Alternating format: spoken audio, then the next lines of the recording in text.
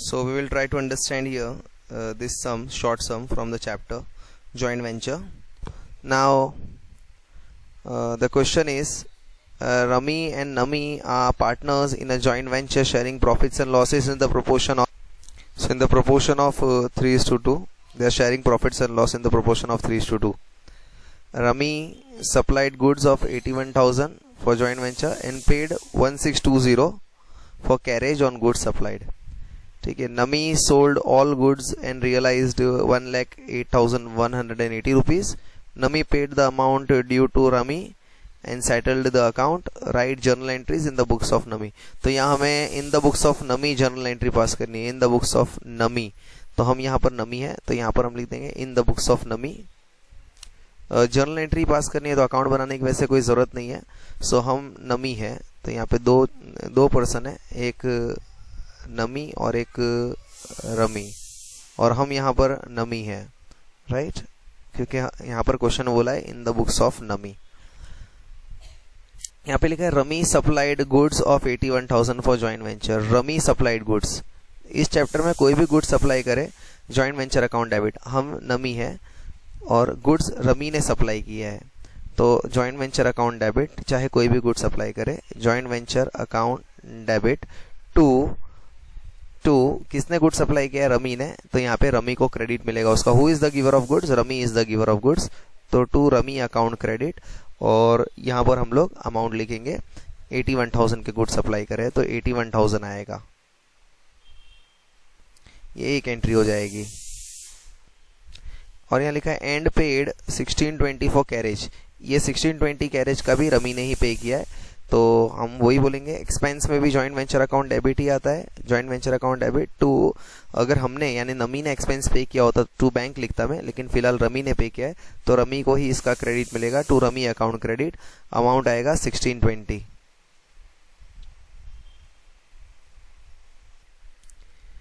फिर यहाँ पर लिखा है Nami sold all the goods and realised 1,08,180. Nami ने गुड्स बेचे, नमी ने यानी हम नमी है क्योंकि इन द बुक्स ऑफ नमी बोला है, हमने गुड्स बेचे हैं. जब गुड्स बेचे जाते हैं तो जॉइंट वेंचर अकाउंट क्रेडिट होता है, पर यहाँ पर हाँ जॉइंट वेंचर क्रेडिट तो होगा, डेबिट क्या होगा, तो नमी ने ही अमाउंट रियलाइज किया है कैश बैंक. सो यहाँ cash oblique bank account debit आएगा. Cash oblique bank account debit 1,08,180 to joint venture account credit, वही आएगा 1,08,180. अब बस यहाँ पे लिखा है Nami paid the amount due to Rami settled the account.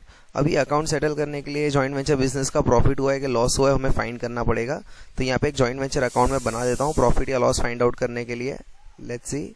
So this is our joint venture account. रफली बना रहा हूँ मैं एकदम, और मैं इसका पोस्टिंग भी कर देता हूँ. जॉइंट वेंचर के डेबिट पे 2 रमी, तो जॉइंट वेंचर के डेबिट पे लिखूंगा 2 रमी. अमाउंट में आएगा 81,000 तो यहाँ पे आ जाएगा 81,000. जॉइंट वेंचर के डेबिट पे वापस 2 रमी और अमाउंट में आ जाएगा 1620. और यहाँ जॉइंट वेंचर अकाउंट के क्रेडिट पे आएगा बाय कैश बैंक, तो जॉइंट वेंचर के क्रेडिट पे बाय कैश लिख देता हूँ मैं, और अमाउंट आएगा 108180. That's all. अब हम क्लोज करेंगे तो टोटल क्रेडिट का ज़्यादा है 108180. 108180 में से आप ये दो अमाउंट माइनस करोगे 81,000 और 1620 तो आपको प्रॉफिट मिलेगा 25,560 का. ये 25,560 का आपको जॉइंट वेंचर का प्रॉफिट मिला है. इसका एक हिस्सा नमी का, नमी तो हम खुद हमारा नाम नहीं लिख सकते, इसके लिए प्रॉफिट एंड लॉस लिखेंगे, और एक हिस्सा रमी का, तो रमी का नाम हम लिख सकते हैं इन द राइट. अब ये जो प्रॉफिट एंड लॉस डिस्ट्रीब्यूट होगा वो कौन से रेशियो में डिस्ट्रीब्यूट होगा, 3:2 क्वेश्चन में ही दिया हुआ है. सो 3:2 में आप डिस्ट्रीब्यूट करोगे ये प्रॉफिट एंड लॉस को, तो डिस्ट्रीब्यूशन में हमारे पास यानी कि नमी के पास जो है वो आएगा 10,224 और रमी के पास जाएगा 15,336.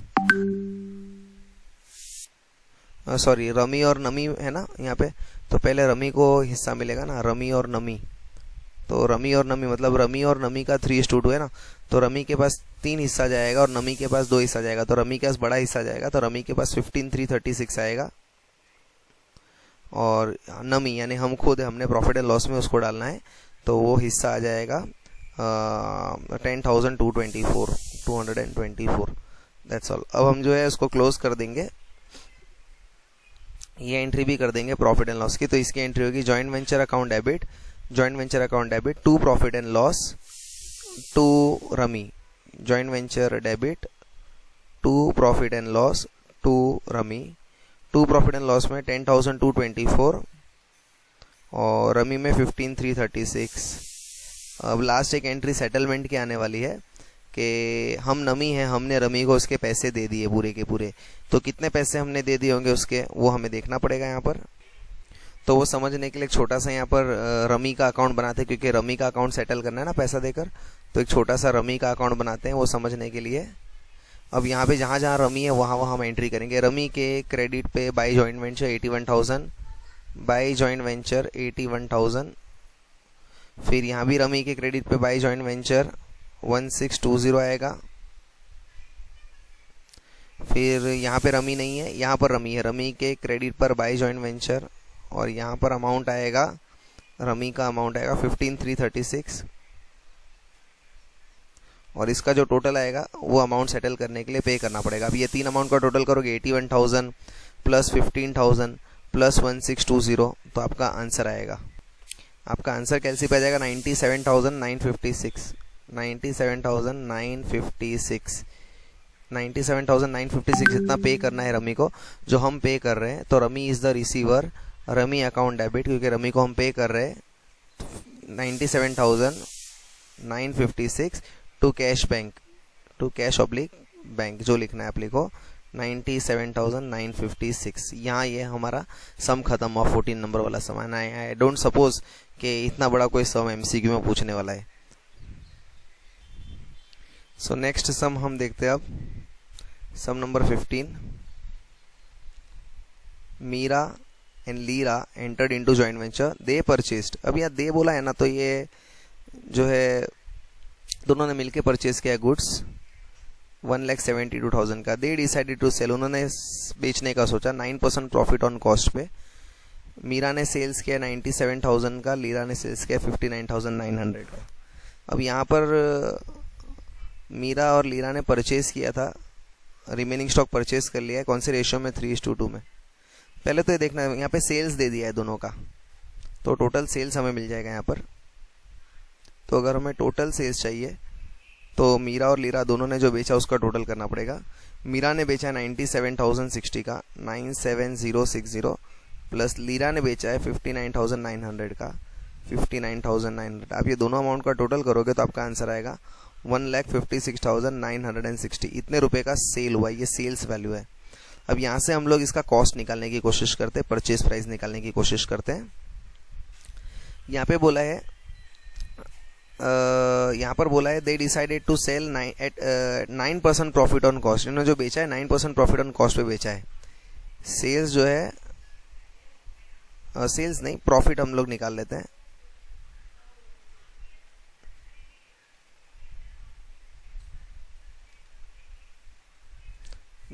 जो प्रॉफिट जो है, प्रॉफिट जो है वो 9% ऑन कॉस्ट है, 9% ऑन कॉस्ट है। अब यहाँ पर क्वेश्चन में हमें सेल्स तो पता है, कॉस्ट नहीं पता है। प्रॉफिट हमें करना है कॉस्ट पे और कॉस्ट हमें पता नहीं है, तो हम करते हैं let cost equal to ₹100। Cost 100 ले लिया। अब प्रॉफिट जो 9% कॉस्ट पे करना है, कॉस्ट पता चल गया, तो 100 का 9% 9 ही होता है, तो प्रॉफिट हमें ₹9 मिल जाएगा यहाँ पर। अब हम दो हेडिंग बनाएंगे, कॉस्ट और प्रॉफिट। तो एक हेडिंग, एक काम करते हैं, सेल्स निकाल लेते हैं। सेलिंग प्राइस कैसे मिलता है, कॉस्ट प्राइस में प्रॉफिट ऐड करके। तो कॉस्ट प्राइस 100 है, उसमें प्रॉफिट ₹9 ऐड करके ₹109 प्रॉफिट मिल गया। तो अब दो हेडिंग बनाएंगे, कॉस्ट और सेलिंग प्राइस। तो एक हेडिंग कॉस्ट प्राइस, एक heading selling price. Cost price जब 100 था तब सेलिंग प्राइस जो है 109।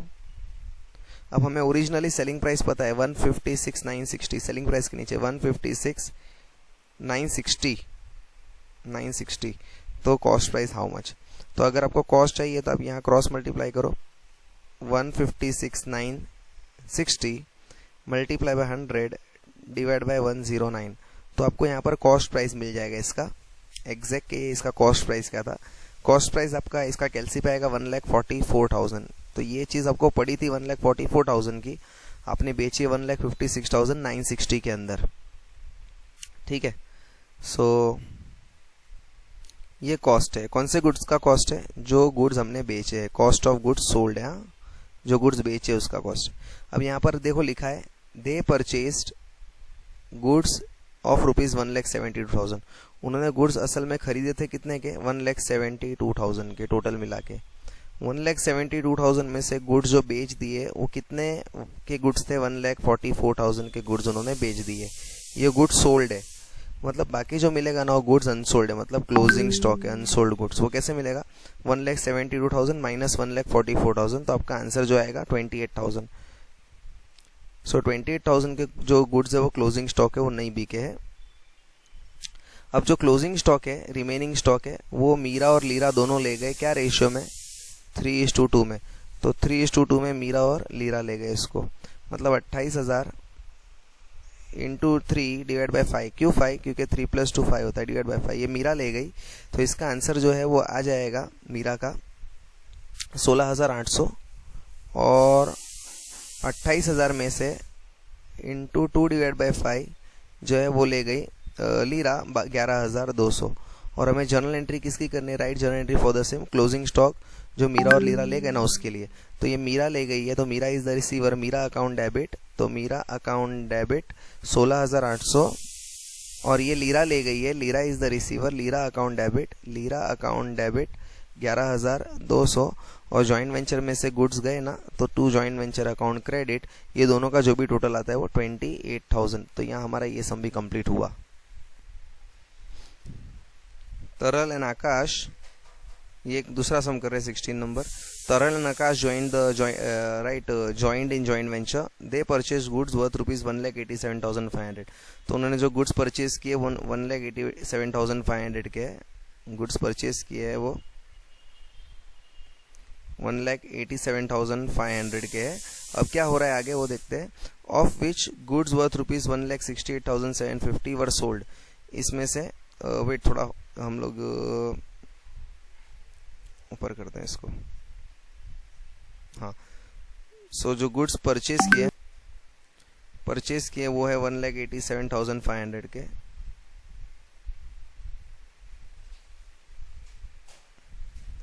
उसमें से 1,68,750 के जो गुड्स थे, वर्थ मतलब उतने के गुड्स थे, वो 1,68,750 वर्थ के गुड्स, मतलब इतने कॉस्ट के गुड्स जो थे वो बेच दिए कितने में, 2,25,000।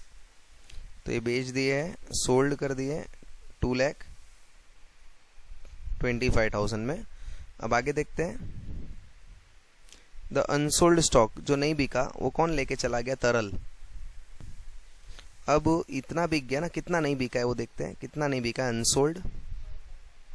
तो 1,87,500 में से 1,68,750 तो बिक गया ना, तो अनसोल्ड स्टॉक जो है वो 18,750 का बचा है। आप इसमें से इसको माइनस करोगे तो 18,750 का अनसोल्ड स्टॉक बचा है। ये कौन ले गया, तरल ले गया है। पर तरल जो है वो 18,750 में नहीं ले गया है, प्रॉफिट ऐड करके ले गया। देखो लिखा है at a gross profit of half the average rate made on sales. यहाँ जो मैंने सेल्स किया है ना 1,68,750 की चीज़ 2,25,000 में, तो यहाँ जो मेरे को प्रॉफिट हुआ है ना, वो प्रॉफिट पहले फाइंड आउट करना पड़ेगा। प्रॉफिट कितने का हुआ, 1,68,750 की चीज़ 2,25,000 में बेच दी, तो प्रॉफिट निकालेंगे। तो आप इसमें से इसको माइनस करोगे तो आपको प्रॉफिट मिल जाएगा 56,250 का। ये प्रॉफिट आप परसेंटेज में आप निकालोगे, प्रॉफिट का परसेंटेज क्या था वो निकल जाएगा यहाँ पर। सो 56,750 वो न्यूमरेटर में रहेगा। अब इसको आप डिवाइड बाय कॉस्ट कर दो। कॉस्ट जो है 1,68,750 इंटू 100। इसका जो आंसर आएगा वो परसेंटेज ऑफ प्रॉफिट होगा। तो परसेंटेज ऑफ प्रॉफिट आपको निकालना पड़ेगा, वो 33.33% आएगा। आप कैलसी पे निकालेंगे तो 33.33%। तो यहाँ जो प्रॉफिट हुआ है 33.33%। देखो लिखा है yielding a gross profit at half the average rate made on sales. यहाँ जो प्रॉफिट कमाया था ना, उसका हाफ मतलब 33.33% का हाफ प्रॉफिट।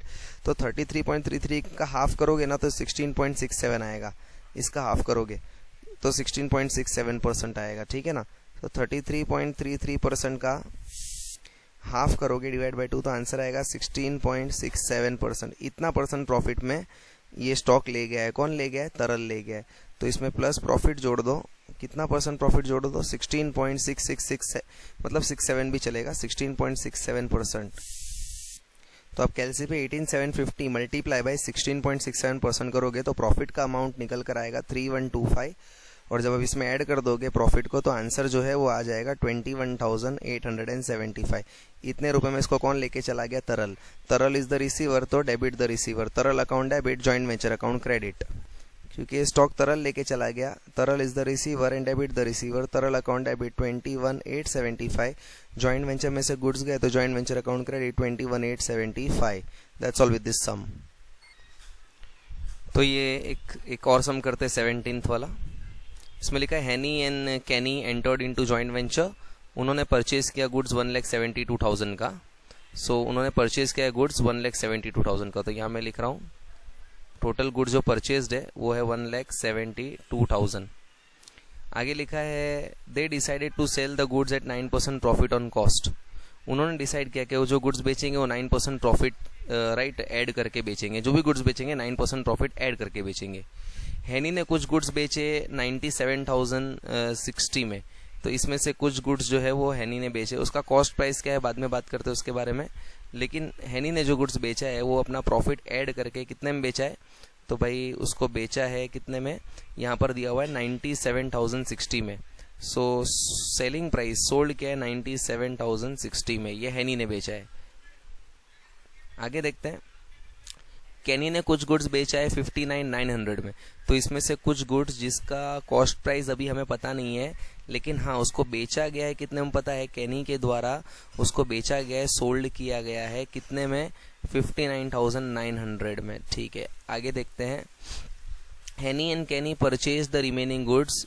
बाकी का जो स्टॉक है, रिमेनिंग जो भी स्टॉक बचेगा यहाँ पर उसको ले लिया हैनी और कैनी ने 3:2 में, और कितना परसेंट प्रॉफिट ऐड करके? 25%। यहाँ तो हमें कॉस्ट मिलने वाला है, इसके अंदर 25% प्रॉफिट ऐड किया है, 25% प्रॉफिट ऐड किया है, और जो आंसर आया है उतने में हैनी और कैनी ने इस गुड्स को बांट लिया है। कौन से रेशियो में? 3:2 में। मतलब 3/5 और 2/5 में हैनी और कैनी ने। तो अब हमें आगे फाइंड करना है। यहाँ पे लिखा है शुरुआत में पहली लाइन में लिखा है कि ये जो गुड्स बेचे गए हैं, यहाँ पे जो गुड्स बेचा गया है, जो 97,060 में बेचा है वो 25% प्रॉफिट ऑन कॉस्ट में बेचा है। तो आपको पता होना चाहिए कि अगर जो 25% प्रॉफिट ऑन कॉस्ट होता है ना, ऑन कॉस्ट, उसको हमें ऑन सेल्स में, क्योंकि कॉस्ट हमें पता नहीं है, ये कॉस्ट है ये हमें पता नहीं है, हमें सेल्स पता है। तो ये 25% ऑन कॉस्ट कितना परसेंट ऑन सेल्स होता है? तो हमें देखने का कि 100 जो होता है 100, ये 25 उसके कितने हिस्से करता है? तो भाई 4 हिस्से करता है, 4 हिस्से। अब हमें ऑन कॉस्ट से जाना है ऑन सेल्स पे। We want to go on sales. अब कॉस्ट से आप सेल्स पे जाओगे तो सेल्स तो थोड़ा ज़्यादा ही प्राइस होता है कॉस्ट के कंपैरिजन में, तो 4 में +1 कर दो, 4 + 1 यानी 5। अब आप 100 के अगर 5 हिस्से करो तो आंसर क्या आएगा? 25। मतलब जो भी 100 के अगर 5 हिस्से करो तो आंसर क्या आएगा? 20। मतलब जो 25% ऑन कॉस्ट होता है वो 20% ऑन सेल्स होता है, 20% ऑन सेल्स। तो आप इसका 20% करोगे ना तो आपको यहाँ पर जो है प्रॉफिट मिल जाएगा। या फिर ऐसे करो, ये मेथड थोड़ा टफ है, एक काम करते हैं इसको सिंपल मेथड से समझते हैं। यहाँ पे लिखा है 9% profit on cost, 9% profit on cost. अब हमें कॉस्ट पता नहीं, तो कॉस्ट को सपोज कर लो 100, let cost is equal to 100। अब तो कॉस्ट पता चल गया, उसमें कितना परसेंट प्रॉफिट? 9%। तो प्रॉफिट ऐड कर दो इसमें, 100 का 9%, 9, मतलब 109 रुपया सेलिंग प्राइस आएगा। मतलब यहाँ जो भी सेलिंग प्राइस है वो 100 रुपये के बराबर नहीं है, 109 के बराबर, क्योंकि सेलिंग प्राइस 109 है। तो आप इसको 97,060 को डिवाइड बाई किसके बराबर? 109 के बराबर, 109% करोगे ना तो आपको इसका कॉस्ट मिल जाएगा। तो आप कैलसी यूज करके इसको डिवाइड बाई 109%, तो ये करने पर आपको आंसर मिलेगा 89,045 या 46, 89,045 या 46 मिलेगा। 89,045 या 46 लिखो चलेगा, 89,046। सेम वे आप इधर भी करोगे, 59,990 को भी आप 59,900 को भी आप डिवाइड बाय 109% करोगे तो आपको जो आंसर मिलेगा वो आप कैलसी पे फाइंड आउट करके लिखोगे। हाँ, तो ये केस में आपको आंसर मिलेगा 54,954। वो आप यहाँ लिखोगे 54,954। मतलब आप कह सकते हैं कि 1,72,000 की गुड्स में से आपने ये दोनों गुड्स को बेच दिया, राइट। हैनी ने बेचा और कैनी ने बेचा, तो कितने गुड्स बचे ये फाइंड करने के लिए 172 में से आप ये दोनों अमाउंट क्या कर दोगे, माइनस कर दोगे। तो ये दोनों अमाउंट माइनस करने पर आपके पास बच जाएगा 28,000। और यहाँ मैंने पूरा पैटर्न बना के रखा है कि रिमेनिंग जो स्टॉक है वो 28,000 के स्टॉक, उसमें 25% प्रॉफिट ऐड करके, मतलब 28,000 में प्लस 25% आप करोगे तो आपका आंसर आ जाएगा 35,000। 35,000 में ये गुड्स ले गए हैनी और कैनी, कौन से रेशियो में, 3:5 2:5। तो 35,000 का मल्टीप्लाई 3:5 अगर आप करोगे 35,000 का, 35,000 का आप 3:5 करोगे इंटू 3/5, तो आंसर आएगा 21,000। और आप 35,000 में से 21,000 माइनस कर दोगे तो 14,000 आंसर आएगा। मतलब 21,000 के गुड्स हैनी ले गई और 14,000 के गुड्स कैनी ले गई। तो एंट्री अगर पूछा जाए तो Hanny is the receiver, Kanny is the receiver, debit the receiver. तो एंट्री होगी Hanny account debit, Kanny account debit 21,14, और गुड्स गए जॉइंट वेंचर में से, joint venture account credit 35,000, sorry यहाँ पे आएगा 35,000। So that's the end of this sum. अब ये जो 18 नंबर वाला सम है वो आप ऑन योर ओन आप ट्राई करो, right. It will be easily done, easily हो जाएगा, थोड़ा दिमाग लगा के आप ट्राई करो, ठीक है। That's all.